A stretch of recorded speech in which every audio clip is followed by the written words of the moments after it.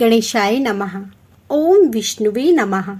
आप सभी का बहुत बहुत स्वागत है आपके अपने YouTube चैनल वेद दर्शन पर। आज स्मरण कीजिए अधिक मास की कथा में अध्याय 20 का।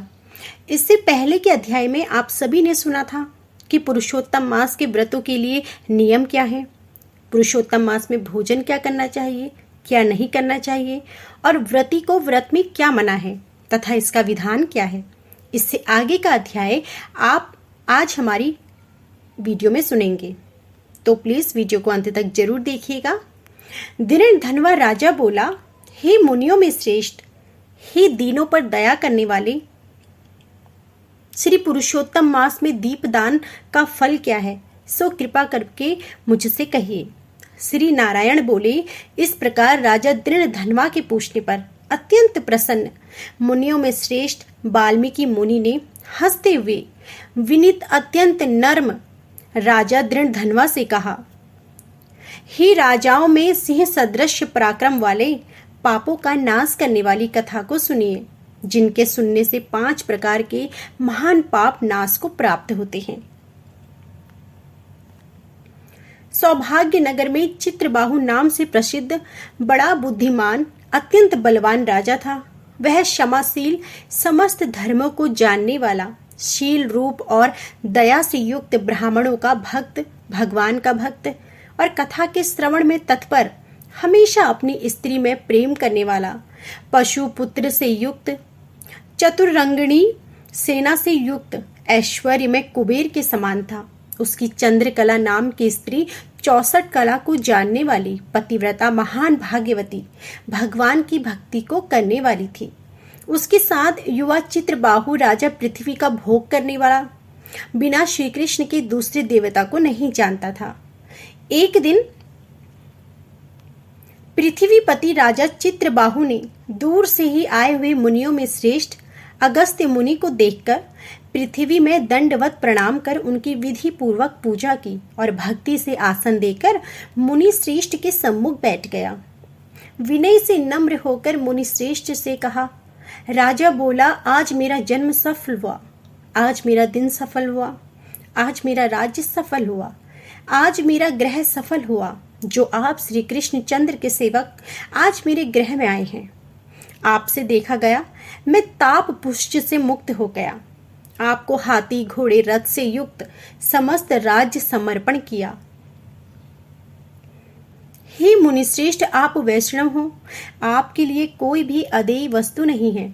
वैष्णव को थोड़ा भी दिया हुआ मेरु पर्वत के समान होता है। जो कौड़ी के बराबर शाक अथवा उत्तम अन्न जिस दिन वैष्णव ब्राह्मण को नहीं देता है, वह दिन उसका विफल है, ऐसा वेद के जानने वालों ने कहा है। जो कोई द्विजाति विष्णु भक्त में हो, वे सब पूज्य हैं, उनका वाणी मन कर्म से सत्कार करना चाहिए, ऐसा मुझसे गर्ग गौतम सुमंतु ऋषि ने कहा है। जब तक सूर्योदय नहीं होता है तभी तक तारागण की प्रभा रहती है। जब तक वैष्णव ब्राह्मण नहीं आता है तभी एक दूसरे ब्राह्मण कहे गए हैं।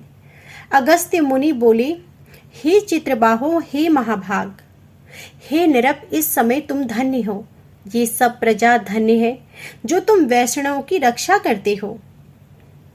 जो राज्य वैभव का नहीं हो उसके राज्य में वास नहीं करना। शून्य वन में वास करना अच्छा है, परंतु अवैष्णव के राज्य में रहना अच्छा नहीं है। जिस प्रकार नेत्रहीन शरीर पतिहीन स्त्री बिना पढ़ा हुआ ब्राह्मण निंद है, वैसे ही वैष्णव रहित देश निंद है। जैसे दांत के बिना हाथी, पंख के बिना पक्षी, 10वीं विधवा द्वादशी एकादशी कही गई है, वैसे ही वैष्णव रहित देश है। जैसे कुशा रहित संध्या, तिलहीन तर्पण व्रती के लिए देवता की सेवा है, वैसे ही वैष्णव रहित देश कहा गया है। जैसे केशव को धारण करने वाली विधवा स्त्री, स्नान रहित व्रत ब्राह्मणी में गमन करने वाला शूद्र है, वैसे ही बिना वैष्णव का राष्ट्र निंद है। जो श्री कृष्ण चंद्र के चरणों का आश्रय करने वाला है, सत्पुरुषों से राजा कहा गया है, उसका राष्ट्र हमेशा वृद्धि को प्राप्त करता है और उसकी प्रजा सुखी रहती है। हे राजन, जो मैंने तुमको देखा इसलिए मेरी दृष्टि सफल हुई। भगवत आपकी बात करने से आज मेरी वाणी सफल हुई। हे राजन, मेरी आज्ञा से यह राज्य तुमको करना चाहिए। मैंने इस राज्य में तुमको प्रतिष्ठित किया है। तुम्हारा कल्याण हो, मैं जाऊंगा। श्री नारायण बोले, इस प्रकार कहकर जाने की इच्छा करने वाले श्रेष्ठ मुनि अगस्त्य को चित्रबाहु राजा की पतिव्रता स्त्री ने परम भक्ति के साथ प्रणाम किया। अगस्त्य मुनि बोले, हे सुभे, तुम सदा सौभाग्यवती हो और भक्ति से पति की सेवा करो। श्री गोपी जन की बल्लभ श्री कृष्ण चंद्र में तेरी सदा दृढ़ भक्ति हो। इस प्रकार आशीर्वाद देते हुए अगस्त्य ऋषि से विनय पूर्वक सिर नवाकर और अजलिस भात कर चित्रबाहु राजा ने फिर कहा। चित्रबाहु बोला, हे विपेंद्र, यह विपुल लक्ष्मी कैसे हुई? निष्कंठक राज्य कैसे हुआ? यह मेरी स्त्री इतनी पतिव्रता कैसे हुई? और मैंने कौन सा पुण्य किया था? हे विपेंद्र, यह सब मेरे से आप कहिए। मैं आपकी शरण में आया हूँ। हे मुनीश्वर, आप हाथ में स्थित दर्पण के समान सब जानते हो। श्री नारायण बोले, इस प्रकार राजा चित्रबाहु के कहने पर मुनि श्रेष्ठ अगस्त्य एकाग्रचित होकर राज श्रेष्ठ चित्रबाहु से बोले। अगस्त्य मुनि बोले, हे राजन, मैंने तुम्हारे पूर्व जन्म का चरित्र देख लिया है। इतिहास के सहित प्राचीन उस चरित्र को कहता हूँ। सुंदर चमत्कारपुर में शूद्र जाति में जीव हिंसा करने में तत्पर मणिग्रीव कामधारी तुम हुए। सो तुम नास्तिक, दुष्ट चरित्र वाले, दूसरे की स्त्री को हरण करने वाले, दुर्विनीत, शिष्टाचार से रहित हुए। और तुम्हारी यह जो स्त्री है, यही पूर्व जन्म में भी स्त्री थी। यह कर्म, मन और वचन से पति सेवा में परायण थी। पतिव्रता, महाभागा, धर्म में प्रेम करने वाली, मनस्विनी। इसने कभी भी तुम्हारे विषय में दुष्ट भाव नहीं किया। पाप कर्म को करने वाले तुम्हारा जाति और बांधवों ने त्याग कर दिया और क्रुद्ध होकर राजा ने सब उत्तम धन ले लिया। फिर उस समय बचा हुआ जो कुछ अवशेष धन था, उसको जाति वालों ने भी लिया। तब उस समय धन के चले जाने से तुमको धन की भारी इच्छा हुई, परंतु धन के नाश होने पर भी मन मलिन होकर इस पतिव्रता ने तुम्हारा त्याग नहीं किया। इस प्रकार सब लोगों से तिरस्कृत होने पर तुम निर्जन वन को गए। हे महीपते, वन में जाकर अनेक पशुओं को मारकर अपनी आत्मा का रक्षण किया। इस प्रकार स्त्री के सहित जीवन निर्वाह करते हुए धनुष को उठाकर मणिग्रीव मृग के मांस को खाने की इच्छा से बहुत से सर्प और मृग से भरे हुए वन को गया। उस मनुष्य रहित वन के मध्य भाग में उग्रदेव नाम के महामुनि दिशा ज्ञान के नष्ट हो जाने से व्याकुल हो गए। ही राजन, मध्याह्न के समय तृषा से अत्यंत पीड़ित हो वहां ही गिरकर मरणासंत हो गए। उस समय रास्ते को भूली हुई उस दुखित ब्राह्मण को देखकर तुमको दया आई। बाद में उस ब्राह्मण को उठाकर और उसको साथ लेकर तुम अपने आश्रम को गए। उस दुखित ब्राह्मण की तुम दोनों स्त्री पुरुष ने सेवा की। एक मुहूर्त की बात उस समय महायोगी उग्रदेव चैतन्य को प्राप्त हो आश्चर्य करने लगे कि मैं वहां था और यहाँ कैसे आ गया। उस वन के बीच से कौन मुझे लाया?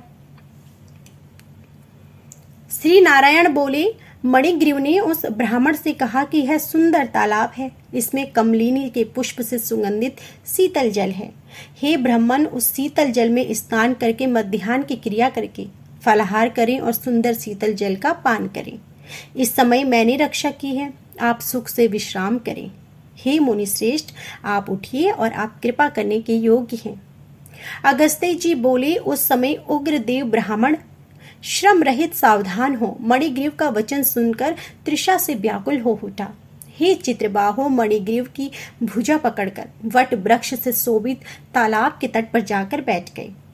वट की छाया में बैठकर क्षण मात्र विश्राम कर स्नान और नित्य कर्म कर वासुदेव भगवान का पूजन किया।